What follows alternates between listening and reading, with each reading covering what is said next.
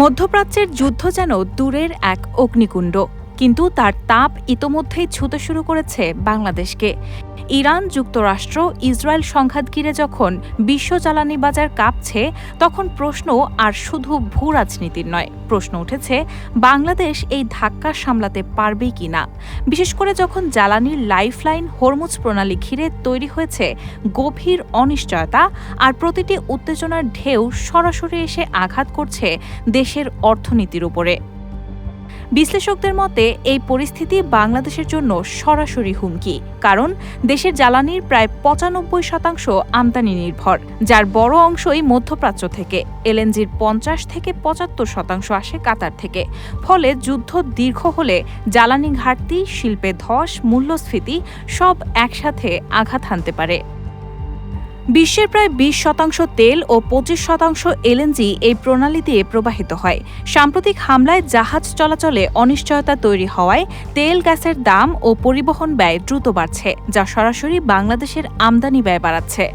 গবেষণা সংস্থা south Asian network on economic modelling বলছে, এই সংকট জ্বালানি সরবরাহ, মূল্য ও বৈশ্বিক বাণিজ্য ৩ দিক থেকেই আঘাত হানবে। তেলের দাম ৪০% ও এলএনজি ৫০% বাড়লে জিডিপি ১.২% কমতে পারে, রপ্তানি ২% এবং আমদানি ১.৫% কমবে, আর মূল্যস্ফীতি বাড়বে প্রায় ৪%। ফলে মানুষের প্রকৃত আয় কমে যাবে। ইতোমধ্যে Dhaka chamber of commerce and industry জানাচ্ছে, গ্যাস সরবরাহ ৪০% কমে যাওয়ায় গার্মেন্টস, সিমেন্ট, ইস্পাত ও ওষুধ শিল্পে উৎপাদন ব্যাহত হচ্ছে। উৎপাদন কমার আশঙ্কা গার্মেন্টসে ১.৫, পরিবহনে ৩%, কৃষিতে ১% ও জ্বালানি নির্ভর শিল্পে ২.৫। একই সঙ্গে কাঁচামালের দাম ৩০% থেকে ১৮০% পর্যন্ত বেড়ে গেছে। পরিবহন খরচ ২০ থেকে ৪০% বাড়ায় রফতানিও ঝুঁকিতে।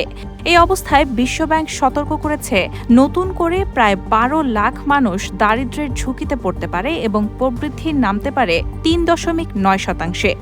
বিশেষজ্ঞরা বলছেন, তেলের দাম প্রতি ব্যারেল $১০ বাড়লেই বাংলাদেশের বছরে প্রায় $১ বিলিয়ন অতিরিক্ত ব্যয় বাড়ে, আর $১২০ ছাড়ালে তা ৪ থেকে ৫ বিলিয়নে গিয়ে রিজার্ভ ও বাজেটে বড় চাপ ফেলে।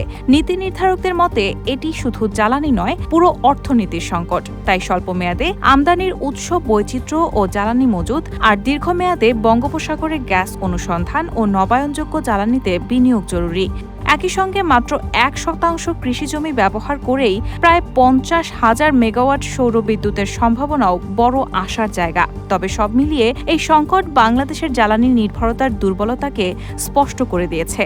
এখন প্রশ্ন, এই ধাক্কা সামলাতে কতটা প্রস্তুত এই দেশ? রেহানা হক মুন, RTNN।